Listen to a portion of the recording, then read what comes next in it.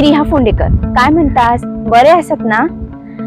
King of heart Konkan या चॅनलातून मी माझा पहिलो व्हिडिओ घेऊन येले आज.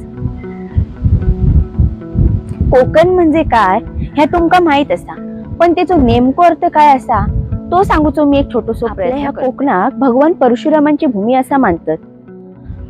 हिंदू धर्मातील भगवान परशुराम हे भगवान विष्णूचे 6वे अवतार असत असा म्हणतात. हा तसा बघू गेला तर गुजरात पासून ते केरळ पर्यंत भगवान परशुरामांनी निर्माण केलेली भूमी असा असं म्हणतात, आणि म्हणूनच आपल्या ह्या कोकणाक देवभूमी मानतात. आता कोकण हे नाव कसं पडला ता मी तुमका सांगते. वशिष्ठांच्या पाण्या आणि महेंद्रगिरी पर्वताक भगवान परशुराम मोहित झाले होते.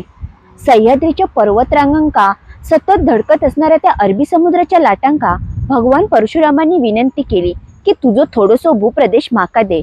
पण त्या गर्विष्ठ समुद्रान त्यांची विनंती काय तेव्हा मान्य केली नव्हती.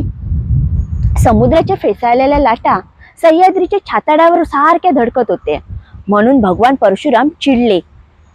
महेंद्रगिरी पर्वताच्या पठारावर जाऊन त्यांनी आपलं धनुष्य उचललो आणि समुद्रात बाण सोडले. असे एका मागोमाग एक 14 बाण सोडले. अरबी समुद्र उत्तरेकडील भागापासून ते कन्याकुमारी पर्यंत 5-6 योजनेमागे सरकलो आणि त्यातूनच प्रवाळयुक्त लाल जमिनीवर इला. आणि म्हणूनच भगवान परशुरामांनी आपल्या आईच्या म्हणजेच कोकणाईच्या नावावरून ह्या प्रदेशात कोकण असं नाव ठेवला.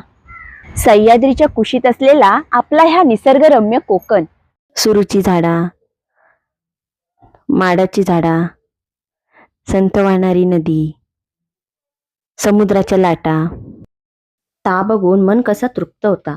मुंबईचो ताज आणि कोकणाचो ह्यो साज ह्यांच्याबद्दल बोलायचा तेवढा कमीच असा. पण प्रत्येकाचा हृदय या निसर्गाच्या प्रेमात पडला ता म्हणजे आपला हा कोकण.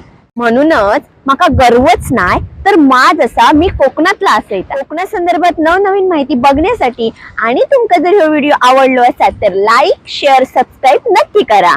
आणि पुढचा व्हिडिओ घेऊन येईपर्यंत ह्या कोकणासारखे टकटकीत राहा. धन्यवाद.